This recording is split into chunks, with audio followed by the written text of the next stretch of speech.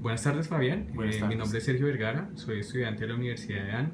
Ahora te voy a hacer una serie de preguntas con relación a un proyecto que estamos desarrollando en la Universidad en EAN, en Cultura del Emprendimiento, y es los servicios de outsourcing y consultoría en inglés y francés para MIPYMES en el marco de los tratados de libre comercio.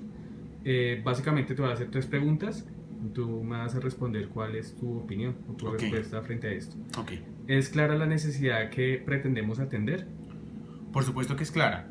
Digamos que indudablemente los tratados de libre comercio son una gran oportunidad para el desarrollo de los mercados nacionales, pero también exigen cierta competitividad y es un desafío para las empresas colombianas poder competir en mercados internacionales.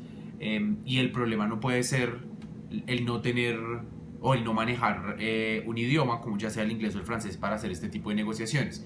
En ese orden de ideas, aunado a los tratados que ha firmado Colombia, tratados de libre comercio que ha firmado Colombia, o sea, las oportunidades de negocio que hay, pero también aunado eso a las bajas tasas de bilingüismo que hay en el país, pues sí es fundamental que las empresas, por lo menos los que inician o las pequeñas empresas, cuenten con un apoyo en ese espacio para que el idioma no sea una barrera y efectivamente puedan aprovechar los beneficios que traen los tratados de libre comercio. Así que a uno lo asesoren, lo acompañen o le hagan productos en inglés o en francés, que es lo que ustedes ofrecen. Si yo soy un microempresario o si yo tengo una pequeña o una mediana empresa y quiero competir en esos mercados, pues es fundamental.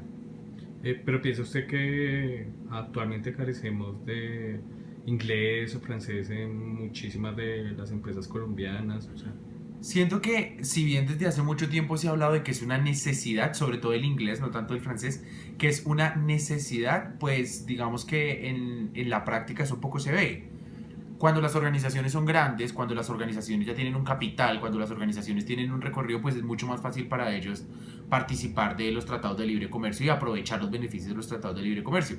Pero si uno se pone a pensar en organizaciones nuevas, en pequeñas empresas o en unas que no tienen tanto recorrido, tanta capacidad económica, pues entonces sí es un poco más difícil porque considero yo, aunque no tengo estudios en el caso y aunque no conozco muy bien cuáles son como las cifras en ese aspecto, que los niveles de bilingüismo en Colombia sí son muy bajos. Si solo nos centramos, por ejemplo, en los resultados de las pruebas internacionales de educación o en el número de personas bilingües con los que uno puede trabajar, vamos que sí son bajos. La necesidad siempre ha estado, ahorita es más latente y ahorita con los tratados de libre comercio es aún más importante. Pero considero que eso, por ejemplo, el no dominio de un idioma extranjero, sí es un problema para las pequeñas y las medianas empresas y para los emprendedores. Muchos de los emprendedores que quieren iniciar quizás no lo toman en cuenta y eso puede ser un factor para no poder hacerse partícipes de los beneficios de un tratado de libre comercio, lo cual uno debería evitar. Sé que el Estado trabaja en eso. Sé que el Estado tiene algunas estrategias y tiene algunos proyectos para incentivar el bilingüismo y para hacer que el comercio colombiano o que las empresas colombianas digamos que tengan ese componente. Pero de eso a mirar en la práctica cuántas organizaciones hay o cuántas organizaciones efectivamente manejan un departamento que hable en otro idioma o hagan sus negociaciones en otro idioma, no lo sé.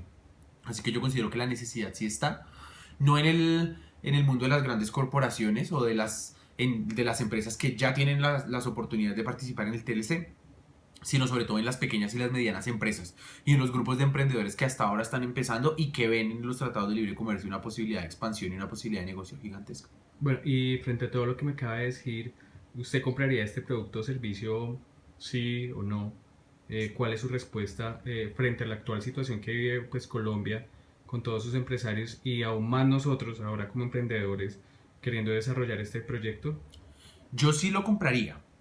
Me explicaste un poco ahorita como cuáles son los productos que ofrecen y los servicios que ofrecen y yo sí los compraría porque digamos que uno no solo tiene necesidades de traducción, que sería lo más básico y yo diría es lo más fácil de conseguir, que ustedes también lo ofrecen. Pero no solamente sería en traducción, sino también, por ejemplo, en la construcción de productos ya en otro idioma.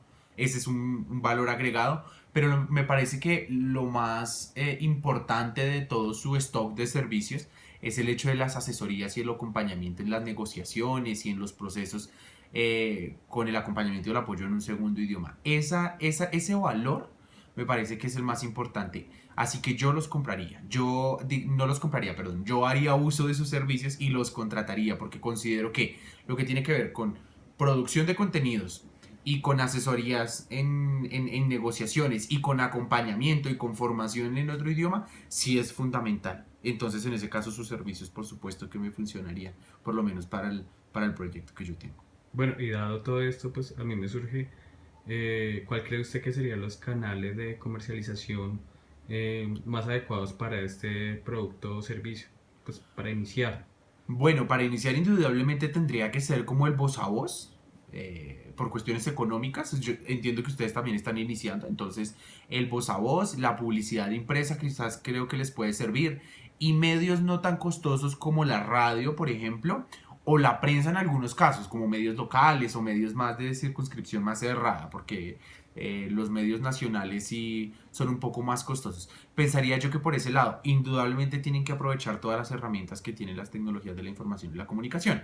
Y me refiero a las plataformas celulares, me refiero a el uso de Internet como medio de comunicación que realmente es económico, es razonablemente económico y es muy funcional para el tipo de proceso que ustedes quieren hacer, de acercarse a las personas. Ya en un momento más adelante yo pensaría que tal vez pueden empezar por otros canales como Radio Nacional, Prensa Nacional, Televisión Nacional, que serían ya como para un público mucho más grande, pero por ahora digamos que lo principal es que determinen a quiénes le quieren llegar y a partir de eso. Indudablemente, ustedes están hablando de trabajar con emprendedores y con empresas, así que yo pensaría que el voz a voz, el visitar al cliente, el persona a persona, el mostrarle su portafolio de productos a los gerentes, a los microempresarios y a los emprendedores es fundamental. No podrían dejarlo de lado. Me explico, no solamente por canales mediáticos como internet o publicidad impresa o radio local, sino la visita al empresario, el acompañamiento al empresario, mostrarle el portafolio al empresario. Eso es fundamental porque así ustedes también van a poder tener un acercamiento con